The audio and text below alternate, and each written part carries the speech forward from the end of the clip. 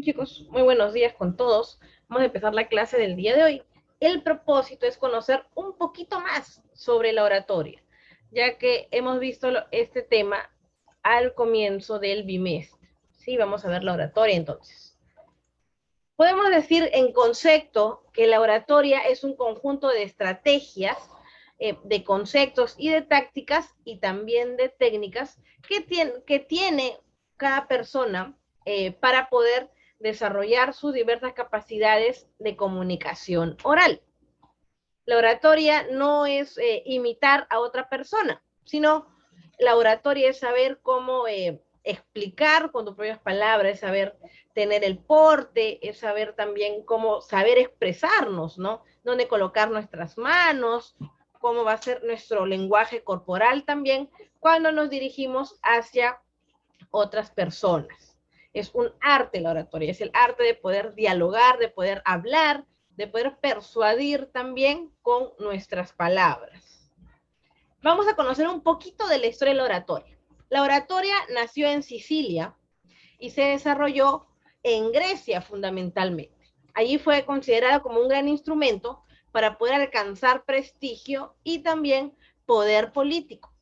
Sócrates, él creó una famosa escuela de oratoria allá en Atenas, en Grecia, que él tenía un concepto mucho más amplio, ¿no? Y muy patriótico sobre lo que representaba ser un buen orador, ¿no? Él decía que un buen orador debía ser una persona que sea estudiosa, que tenga altos ideales éticos, que desee alcanzar el progreso, ¿no? Y no solamente el progreso para sí mismo, sino también el progreso para su país, ¿no? Para su población. En este tipo de oratoria llegó a considerarse el mejor en su arte, ¿no? Allá en la antigua Grecia.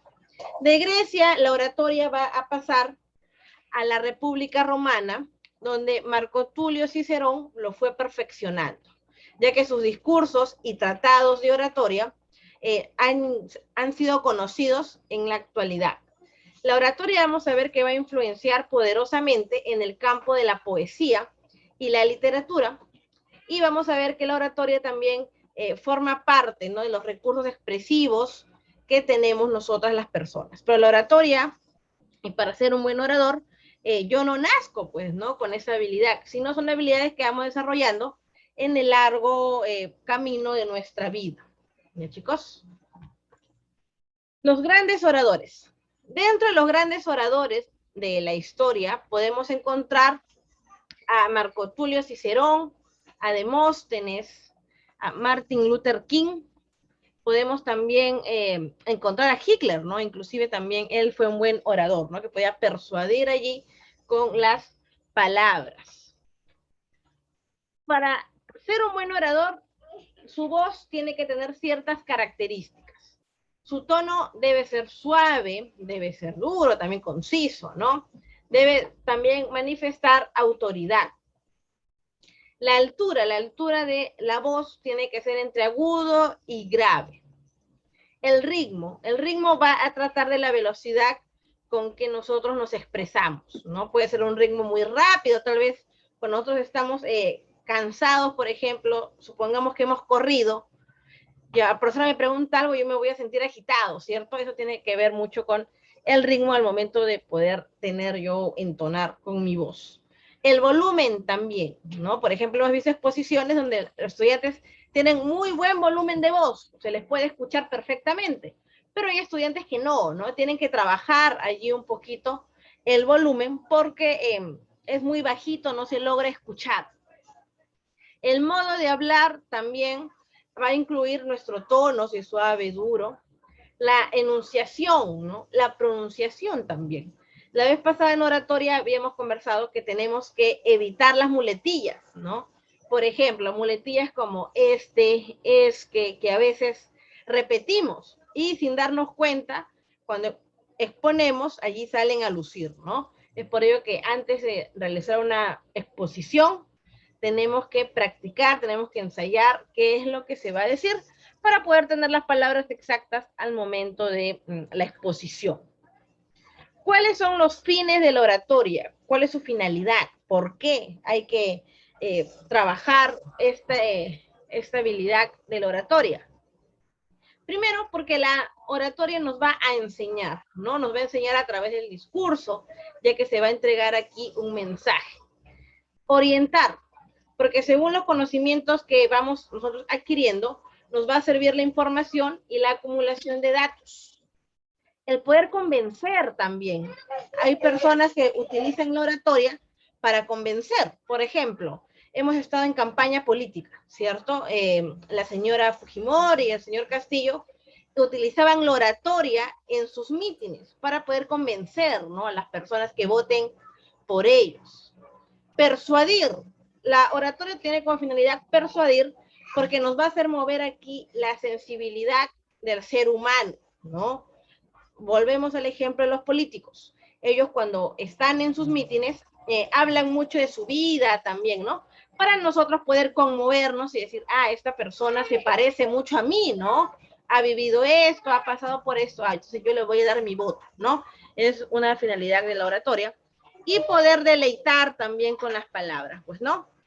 Ya que nosotros vamos a hablar, vamos a exponer ante el auditorio, ante compañeros tal vez, o padres de familia, pues ellos nos van a escuchar o van a escuchar allí nuestras palabras, como fue, por ejemplo, para el Día del Maestro, ¿no? Que todos dieron unas palabras muy bonitas, todos estaban expresando aquí su sentido, ¿no? Deleitaron aquí con sus palabras. Esa también es una de la finalidad de la oratoria.